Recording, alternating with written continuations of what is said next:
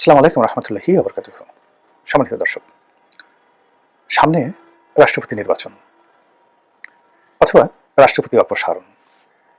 Doctor Mohammad ইউনূসের সরকার বিদায় নেওয়ার পর এখন সবচেয়ে যে জটিল, কুটিল এবং ভয়ঙ্কর একটি খেলা আগামীতে জাতির সামনে অপেক্ষা করছে। যদি সেটা শান্তিপূর্ণভাবে হয় আলহামদুলিল্লাহ। আর যদি এই রাজনীতির যে শতরঞ্চি বা রাজনীতির যে খেলাধুলা, সেই খেলাতে ১৯-২০ হয়, হেরফের হয়, সর্বনাশ হয়ে যাবে, মারাত্মক সর্বনাশ হয়ে যাবে। আমি আমার নিজের জীবনে যে জিনিসগুলো দেখেছি, যে আমি পরিশ্রম ছাড়া অপ্রত্যাশিতভাবে অন্যের দয়ায়, অন্যের করুণায় বা অন্যের খেয়াল খুশিতে যখন কোনো একটা জিনিস গ্রহণ করেছি, পেয়েছি, ভোগ করেছি, ওটা আমার জীবনে ভীষণ রকম অপমান, দুর্ভোগ, দুর্দশা, লাঞ্ছনা, গঞ্জনা ডেকে নিয়ে এসেছে। আমি যখন আমার নিজের পরিশ্রম লব্ধে কোনো কাজ করেছি, বা আমার একটা সার্কেল আছে, জীবনের একটা রোড ম্যাপ আছে, যেটা পরিণত বয়সে প্রতিটা মানুষ বুঝতে পারে যে তার পক্ষে কোন কাজটি করা শোভনীয়, কোন কাজটি করা অশোভনীয়। চোর কখনো রাতারাতি যদি ভালো কাজ করতে যায় ধরা খাবে। ও চুরির মধ্যেই হয়তো ওর জীবনের একটা সার্কেল রেখে দেওয়া হয়েছে। ও হঠাৎ অলি আল্লাহ হতে চাইলে, মসজিদ থেকে নামাজ পড়তে চাইলে, ওই দিন সে জুতা চুরি করে না, কিন্তু লোকজন তাকে জুতো চুরির জন্য মারধর করবে। আবার কোন একজন অলি আল্লাহ গাউস কিন্তু পীর মাশায়েখ, সে হয়তো একদিনের জন্য যে কোনো একটা লাউ চুরি করে বসলো, সে এমন শাস্তি পাবে যেটা কল্পনা করার মতো নয়। যে মানুষ দাতা, অন্যকে দেয়, সে মানুষ যদি কোনো কারণে অন্যের একটা জিনিসের প্রতি লোভ হলো, যে ইস এই লোকটা যদি আমাকে সেটা দিত, এবং সেই লোকটা তাকে সেটা দিল, সে চেয়ে নিল বা চাইলো না, এমনি দিল, দেখবেন যে তার সেই দাতা যে গুণাবলীটা, সেটা আল্লাহ উঠিয়ে নিয়ে যাবেন। সে আর দাতা থাকতে পারবে না, গহিদা হয়ে যাবে। ভোগী, যে মানুষ মানুষকে খাওয়ায়, শুধু মানুষকে খাওয়ায়, সে যদি কোনো কারণে অন্য মানুষ সেটা খেতে পছন্দ করে বা বাধ্য হয়, বা অন্য মানুষ সেটা খেতে যায়, তার সে সম্মানটা আর থাকে না। তো আমার এই নিজের জীবন দিয়ে আমি এটা জিনিস বললাম, যে আমার জীবনে সব ক্ষেত্রেই পরিশ্রম, সম্মান, মর্যাদা, যা কিছু যতটুকু আমার অর্জন, প্রত্যেকটার পিছনে আল্লাহর দয়া করুণার সঙ্গে সঙ্গে আমাকে আল্লাহ মেহনত করার সুযোগ দিয়েছেন।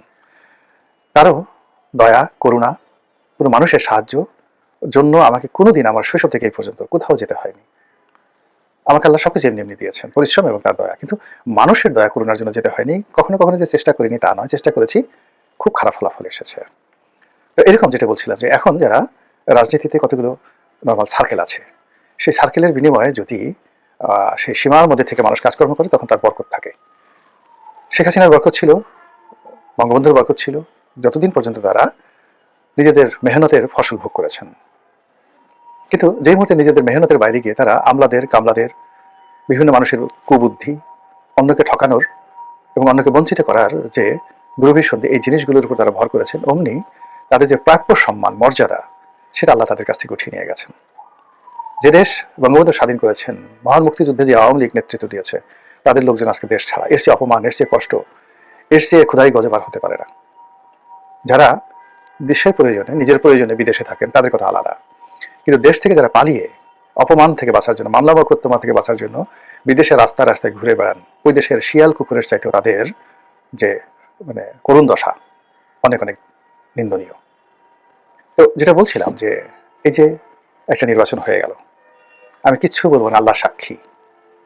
আর যারা এই নির্বাচনের সঙ্গে জড়িত ছিলেন তারা সাক্ষী।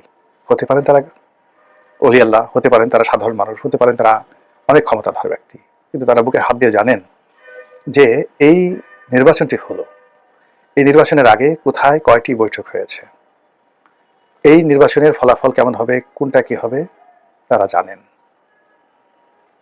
তো কাজেই সেই যে একটা নির্বাচন হলো, আপাত দৃষ্টিতে সব শুনশান, শান্তিপূর্ণ সবকিছু, কিন্তু পর্দার আড়ালে যা কিছু হয়েছে আপনি আমি না দেখলে তো আল্লাহ তো দেখেছেন। এই বাংলাদেশে একজন প্রধান নির্বাচন কমিশনার সিইসি নুরুল হুদা আমার খুব ঘনিষ্ঠজন ছিলেন। তার মতো ভালো মানুষ খুব অল্প আছেন। সেই নুরুল হুদা সাহেব তার নিজের ঘরের মধ্যে, উত্তরাতে বাড়ির মধ্যে জুতো পিটা খেয়েছেন, চর থাপড় কিলখুশি খেয়েছেন, জুতোর মালা পরিয়ে লাথি গুঁতো দিয়ে তাকে এখন জেলখানায় ঢোকানো হয়েছে। হাবিবুল আওয়াল আমার ডিপার্টমেন্টের বড় ভাই, ল ডিপার্টমেন্টের, অনেস্ট কাকে বলে, সততা কাকে বলে, 2024-এর নির্বাচনের জন্য তিনি যেভাবে নিন্দিত হয়েছেন, যেভাবে তিনি নুরুল হুদার ঘটনার পরে মব আতঙ্কে অস্থির হয়ে পড়েছিলেন, পুলিশ ডেকে তারপর তিনি আত্মসমর্পণ করে জেলখানায় ঢুকে এখন প্রাণ বাঁচাচ্ছেন। এইভাবে মানুষের যে হক, সেই হক নষ্ট করলে আপনি সামনে থাকেন, পিছনে থাকেন, দূরে দাঁড়িয়ে দাঁড়িয়ে তামসা দেখেন, ঘ্রাণ শুকেন, মানুষের হক নষ্ট করলে দুনিয়াতেই এটার বিচার হয়ে যায়।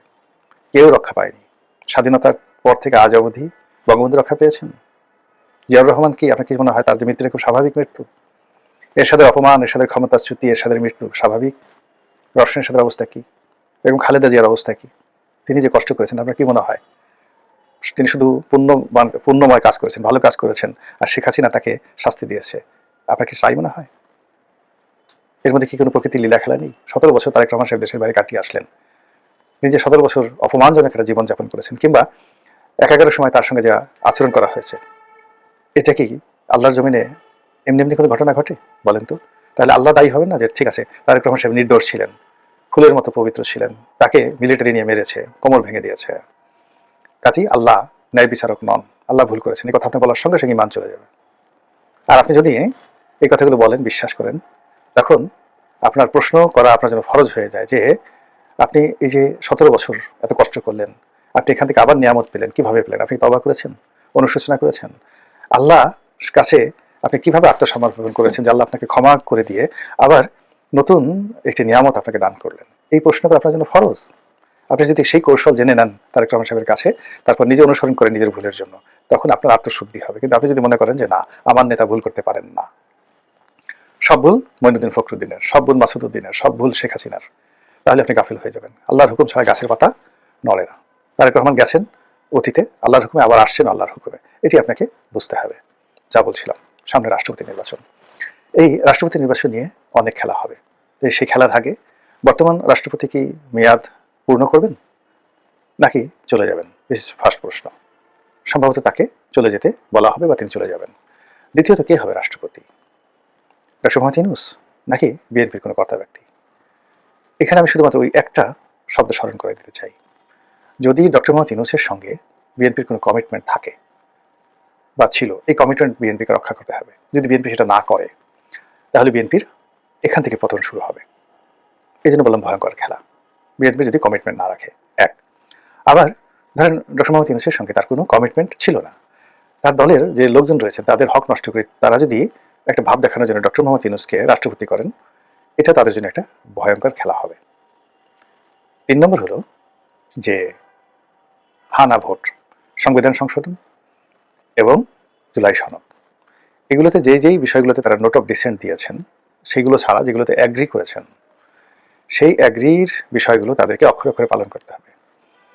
এটা নিয়ে যদি রাজপথ উত্তপ্ত হয়, লক্ষ লক্ষ মানুষ রাস্তায় নেমে আসবে, ইনক্লুডিং আওয়ামী লীগ। এই সুযোগে সামাল দিতে পারবে না তারেক রহমান সাহেব, ফলে তাদেরকে কমিটমেন্ট রক্ষা করতে হবে। এখন সেই হানা ভোট নিয়ে, উচ্চকক্ষ নিয়ে, সংবিধান সংশোধন নিয়ে অনেকেই উল্টো উল্টা কথাবার্তা বলছেন। এটা ঠিক হচ্ছে না, এই কথাগুলো তাদের আগে বলা উচিত ছিল। তারা আমি আগেও টকশোতে কথাগুলো বলেছি যে বিএনপি খুব ধৈর্য ধারণ করছে, তারা বলছে আগে বিয়েটা হোক না, হাঙ্গাটা হয়ে যাক, তারপর দেখা যাবে। এখন ক্ষমতা লাভ করা হয়ে গেছে, এখন তারা যদি অতীতে শেখ হাসিনার মতো তাড়াহুড়ো করে কোর্টের রায় নিয়ে তত্ত্বাবধায়ক সরকারের পদ্ধতিটা বাতিল করে দেওয়ার মতো এইবারও এই জুলাই সনদের সবকিছু তারা বাদ দিয়ে দেন, বিশ্বাস করেন, মুহূর্তের মধ্যে বারুদের মতো রাজপথ উত্তপ্ত হয়ে পড়বে। মুহূর্তের মধ্যে রাজপথ, এই যে এখন আমরা ঠাট্টা করছি, এই রাজুতে আয়, হাসনাত সার্জিসদেরকে নিয়ে আমরা ঠাট্টা করছি, এখন তাদের কথা মতো রাজুতে কেউ আসছে না। বিশ্বাস করেন, বিএনপি যদি তাদের অঙ্গীকার রক্ষা না করে আবার রাজুতে আয়, সবাই রাজুতে চলে আসবে, সবাই রাজুতে চলে আসবে। আমাদের এই দেশ পরিবর্তন হতে খুব দেরি লাগে না। আর যদি বিএনপি তাদের অঙ্গীকার রক্ষা করে অক্ষরে অক্ষরে সব পালন করেন, তাহলে প্রধানমন্ত্রীর ক্ষমতা কার্টেল হয়ে যাবে, রাষ্ট্রপতি খুবই গুরুত্বপূর্ণ ব্যক্তি হয়ে পড়বে। বিএনপির সাথে যদি ডক্টর ইউনূসকে রাষ্ট্রপতি বানানোর কমিটমেন্ট থাকে আর রাষ্ট্রপতি সেই ক্ষমতা ডক্টর মোহাম্মদ ইউনূসের হাতে থাকে, শেষ দিন পর্যন্ত তারেক রহমান বিপদ বিপত্তির মধ্যে থাকবেন।